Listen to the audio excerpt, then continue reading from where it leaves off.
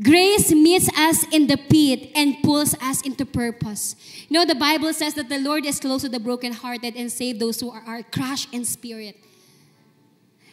I just want to, get the idea that even though when you are brokenhearted, kapag ikaw ay nasa pinakamadilim at pinakamaduming state ng buhay mo, maaaring wala kang kaibigan, maaaring wala kang matatakbuhan, pero nandun ang grasya ng Lord.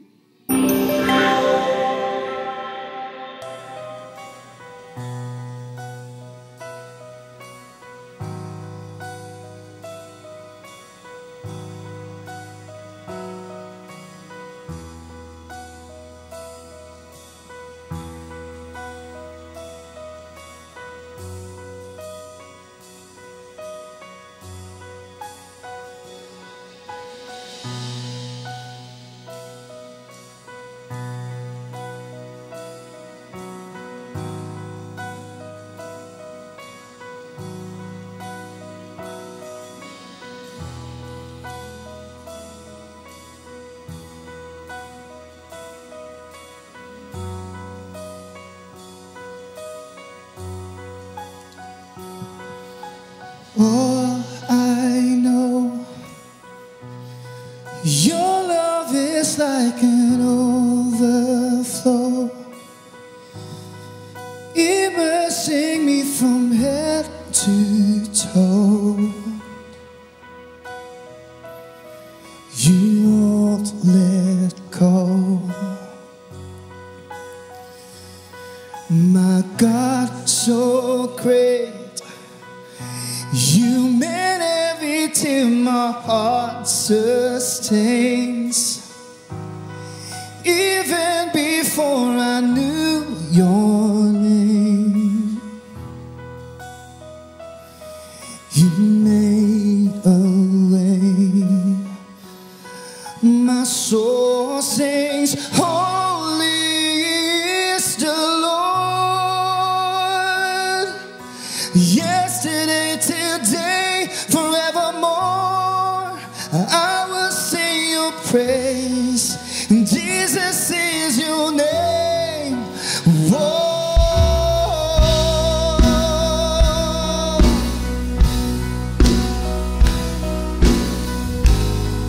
Holy is your name.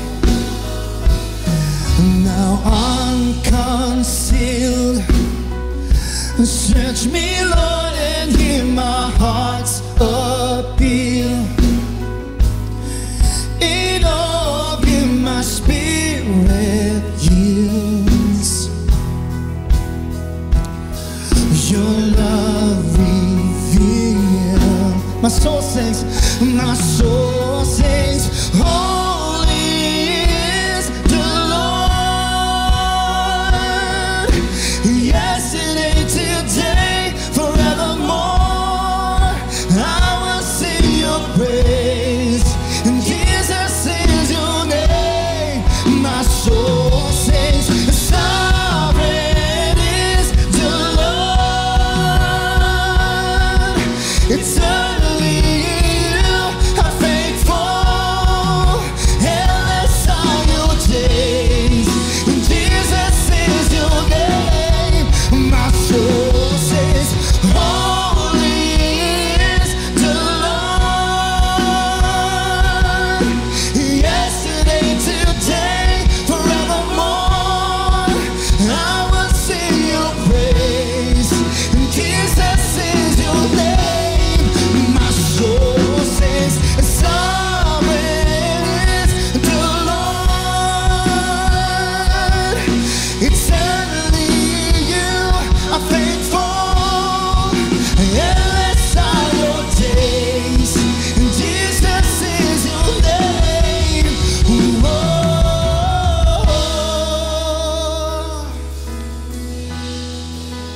Worthy of our praise. Oh, you're worthy of our praise. My God, my God, my God. Let's sing this, come on, all together now. Jesus, Jesus, faithful and just, you never give up. Your love is a flood. You're so good to us, Jesus, faithful and just, you never give up. Your love is a flood. You're so, come on, all together. Jesus, faithful. Come on, lift up your hands to Him. Never give. Come on, trust the Lord. In all of your heart, in all of your mind, in all of your spirit and strength.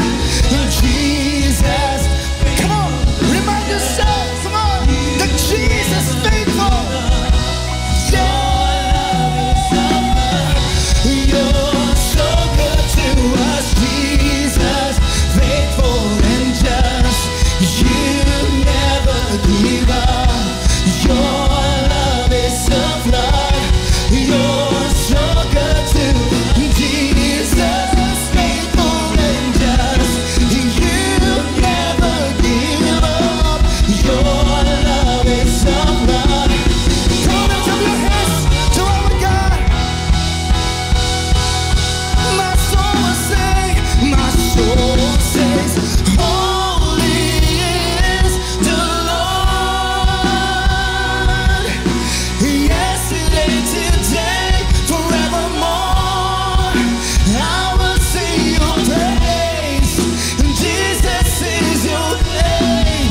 My soul sings, sovereign is the Lord. Eternally in you are faithful. Yes, are your days. Jesus is your name. Jesus, faithful and just, you never give up. Your love is a flood. You're so good to us, Jesus, faithful and just, you never give up. Come on, press up, press up, press up. It's faithful. Jesus, faithful and just, you never give up. You're so good to us, Jesus, faithful and just, you never give up. Your love is a flood. You're so good to us. My soul says, holy is the Lord. Yesterday, today, forevermore, I will sing your praise. Jesus is your name. My soul sings, sovereign is the Lord. Eternally in you are faithful. Endless are your days. Jesus is your name. Whoa.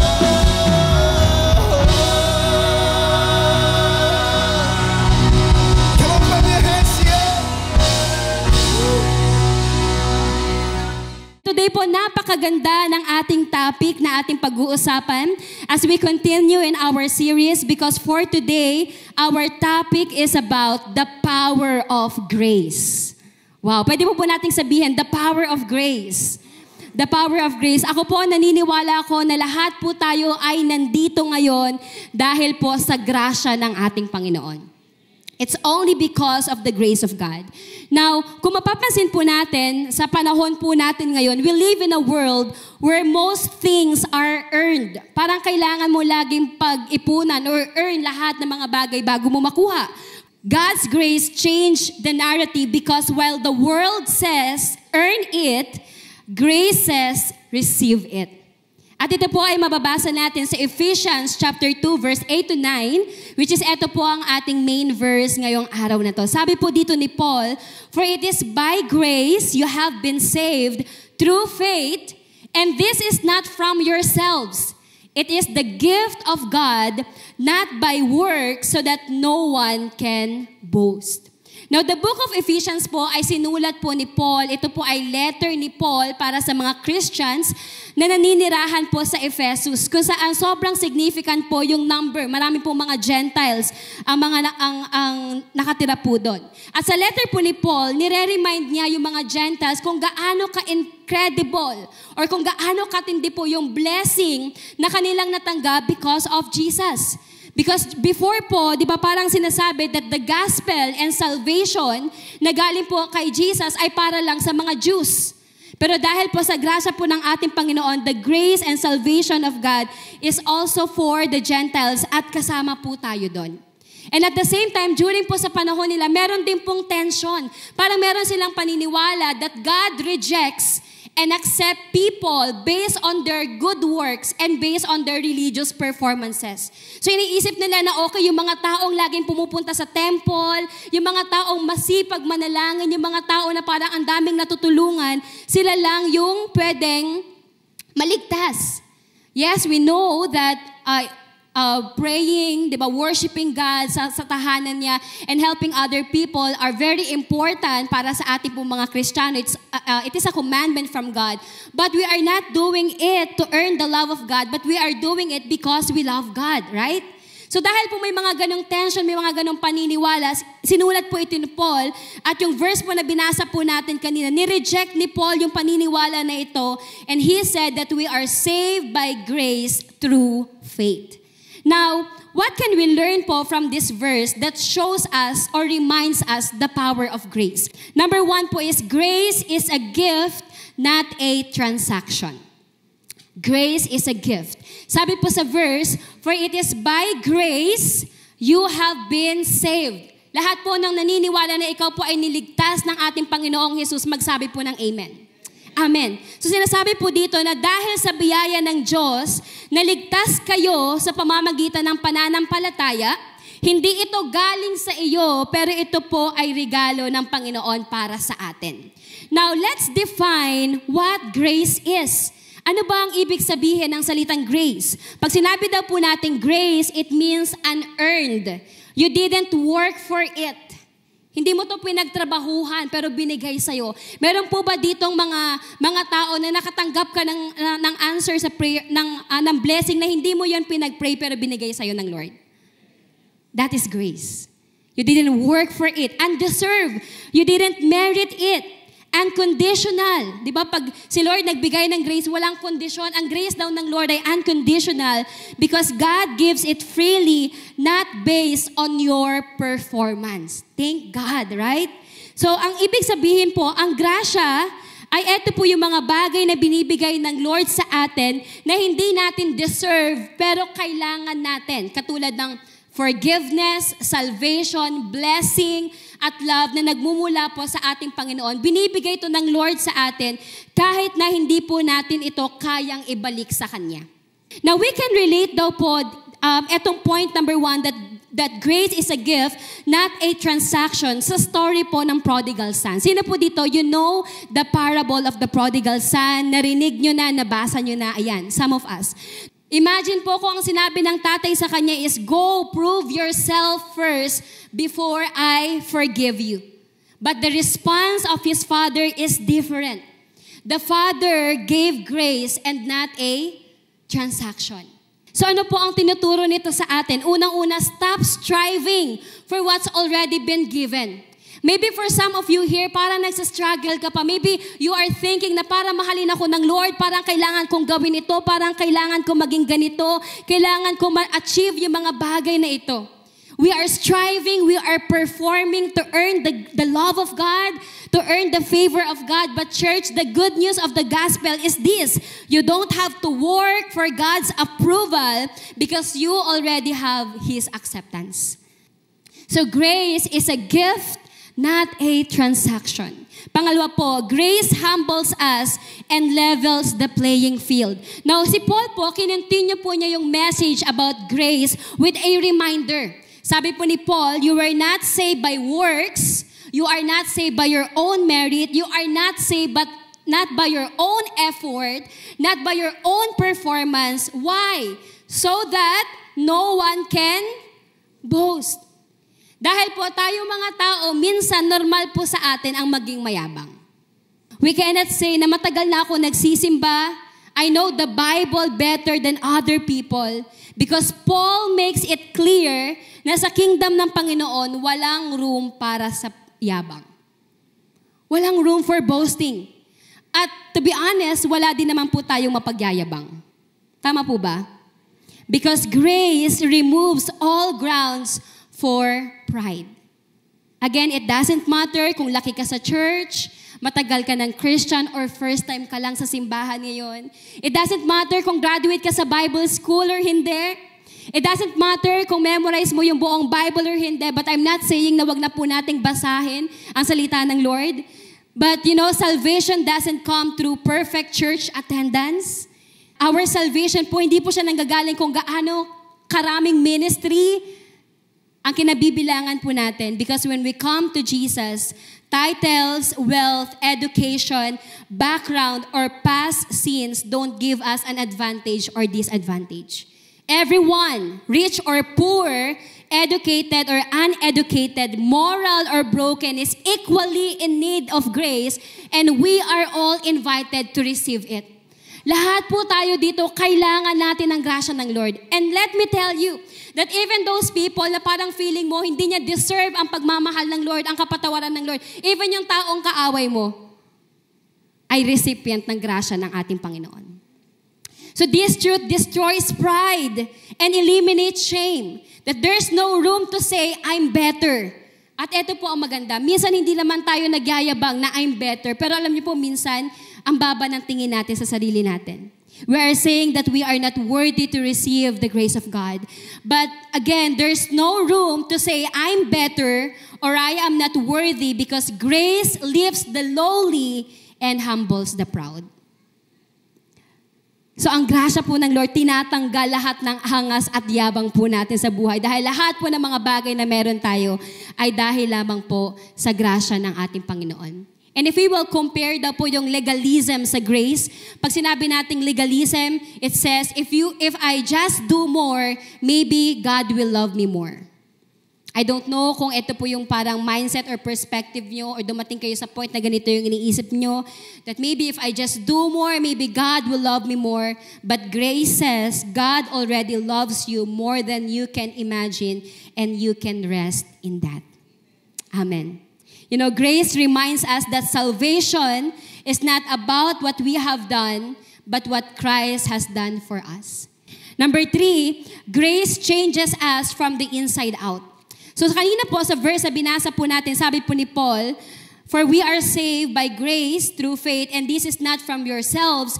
It is the gift of God, not by works, so that no one can boast. Pero sinasabi po dito ni Paul sa point number 3, na kapag binasa daw po natin itong verse na to, huwag tayong titigil sa verse 9. Dahil kailangan nating basahin din yung verse 10 para maintindihan natin bakit tayo binibigyan ng grasya ng ating Panginoon. So ano po ang sinabi sa verse 10? Sabi po sa verse 10, for we are God's handiwork, or sa other translation po is masterpiece, created in Christ Jesus to do good works, which God prepared in advance for us to do. So from here, makikita natin that the reason kung bakit tayo binibigyan ng grasya ng Panginoon is dahil meron po siyang purpose. So from this verse, we understand that grace is not just pardon, but it is power. Kailangan po nating matanggal sa mindset po natin that the reason kung bakit tayo binigyan ng grace ng Lord, kung bakit tayo niligtas ng Lord, pinatawad sa ating mga kasalanan, tinawag niya tayong mga anak niya, niligtas niya tayo, ay para lamang hindi tayo makapunta sa impyerno. Minsan po, ganito yung maling mindset na parang ginagamit po natin yung grace ng Lord to escape as a ticket or as a way out para hindi po tayo maparasahan. Yes, it is true, but the grace of God po is more than that. Sabi po dito, the grace of God is also His power. Power para saan? Power to change us from the inside out. You know, our willpower is not enough to transform us. Maybe you have the desire, Lord, gusto ko na pong magbago. Gusto ko na maging mabuting anak. Gusto ko maging mabuting magulang. Gusto ko na, Lord, maging totoong Kristiyano. And sometimes, yes, we will try to change ourselves, using our willpower or our own strength. Pero dadating talaga tayo sa point, di ba, na makikita natin na kulang yung lakas at desire natin para baguhin ang buhay natin. We really need the grace of God. So the grace of God is the power of God to change us from the inside out. So the grace of God gives us supernatural strength to obey the Lord. For example, you don't know how to forgive someone. Parang, Lord, kung ako lang, hindi ko kayang patawarin tong tao na to. But you can pray, Lord, can you please give me grace to forgive these people? And I believe that God will give you the strength that you need to obey that conviction na nilalagay sa iyo ng Lord para po magpatawad ng tao. So grace saves us, but it also transforms us.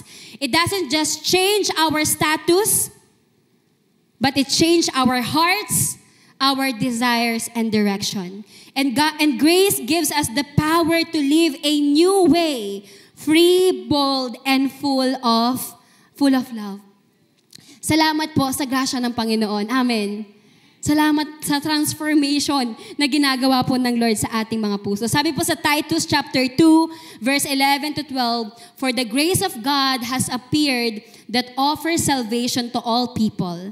It teaches us to say no to ungodliness and worldly passions and to live self-controlled, upright, and godly lives in this present age." Ang grasya po ng Lord ay nagbibigay sa atin ng lakas para humindi at tumakbo sa mga bagay na hindi po nakakapag-glorify sa ating pong Panginoon. And eto daw pong picture na to ay mako-compare natin sa prisoner who set free, like a prisoner set free who now lives with purpose or with purpose, not fear. Imagine niyo po, yung isang tao na sobrang tagal po niyang nakakulong. Let's say, 10 taon po siyang nakakulong. Because he is guilty, condemned, and forgotten. And we know na yung environment natin ay pwede maka-apekto kung paano tayo mag-isip at kung paano po tayo mabuhay. Tama po ba? So dahil itong tao na to or lalaki na to ay matagal pong nakakulong, di ba yung mindset niya or perspective niya is makasalanan ako, I don't deserve a new beginning, hindi ko deserve na magkaroon ng bagong simula. Then one day, siya po ay napalaya na. Na-imagine niyo po ba? Yung lalaki matagal nang nakakulong, tapos biglang pinalaya. Nasa outside world na siya. Nakalabas na siya ng bahay ni Kuya. Di ba? One day, he was pardoned and released. And at first, di ba, he cannot believe it na grabe malaya na ako. And we can see that, during dun sa bagong buhay niya, nag-a-adjust pa rin siya, right? Maybe he keeps on living like a prisoner na parang nakatungo pag lumalabas, nahihiya. Dahil alam ng mga tao na nakulong siya. Or maybe nakakaramdam pa rin siya ng guilt at shame sa kanya. But over time, di ba, dahil natutunan niya na or nasanay na siya na malaya na siya, he learns to walk in freedom. Now, church, alam natin na meron siyang choice, right? Pwede niyang sayangin yung second chance na binigay sa kanya or mabuhay ng merong purpose. Now, eto po ang ginagawa ng grasya sa atin. It frees us, pinapalaya tayo, but at the same time, the grace of God calls us to live a different life. Hindi po yung buhay na define ng pagkakamali mo or buhay na define ng takot, pero buhay na define ng grasya at pagmamahal po ng ating pong Panginoon. Grace doesn't just save you, it transforms you. And real grace doesn't leave you where it found you. Lagi po natin naririnig na mahal ka ng Panginoon, tanggap ka niya kung sino ka. Yes, it is true, pero hindi ka iiwan ng grasya at pagmamahal ng Lord, especially kung nabubuhay ka sa kasalanan. Dahil ang totoong grasya at totoong pagmamahal ay binabago at kinokorek po tayo. If your understanding of grace hasn't changed the way you live, you may not have fully grasped it. Because when God's grace truly enters your heart, it begins reshaping every part of your life. We cannot say that we have a relationship with God pero hindi po tayo nagbabago. At hindi po natin pwedeng sabihin na namumuhay tayo sa grasya ng Panginoon at the same time namumuhay tayo sa kasalanan. Because when we experience and receive the grace of God, it changed our whole life. Amen. And number 4, grace means your story is not over. Grace means your story is not over. You know, one of the most powerful truths about the grace of God is that it never gives up on us. Grace doesn't cancel you, but it redeems you. Grabe, no? Grace doesn't cancel you, it redeems you. It doesn't define you by your worst moments, but it calls you by your new name. God's grace rewrites your story. And let me tell you, church, that every time na tayo po ay nagkakamali, yung ang pangit na ng tingin mo sa sarili mo, na kahit ikaw mismo, hindi mo mayakap yung sarili mo, hindi mo matanggap yung sarili mo. Pero ganun po katindi yung grasya ng Lord na kapag tinitingnan ka niya, yes, nakikita niya yung kamalian mo na kailangang baguhin. Pero alam niyo, mas nakikita ng Panginoon yung identity mo na anak ka ng Lord. Hindi niya nakikita yung pagkakamali mo ngayon, pero nakikita niya kung sino ka pa magiging. Dahil sa grasya po ng ating Panginoon. You know, there are many people in the Bible who failed big time, yet they experienced the grace of God big time. You know, David committed adultery. He was a murderer, but still, God called him a man after his own heart. Peter denied Jesus 3 times, but Jesus restored him and made him a leader in the early church. The woman caught in adultery, di ba? Guilty. Nangangalo niya tong babae na to. But Jesus said, neither do I condemn you. Go and sin no more. And of course, Paul, na ang dati niyang pangalan ay Saul, di ba? He was a persecutor. Galit siya sa mga Christians. Pinapatay niya lahat ng mga Kristiyano.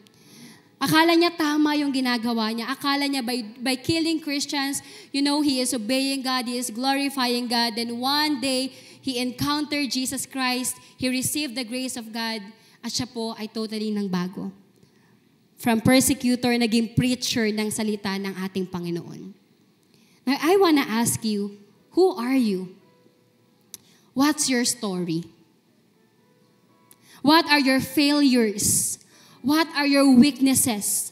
Or ano yung sin or pangit sa buhay mo na ginagamit ng kaaway para tuldukan ka?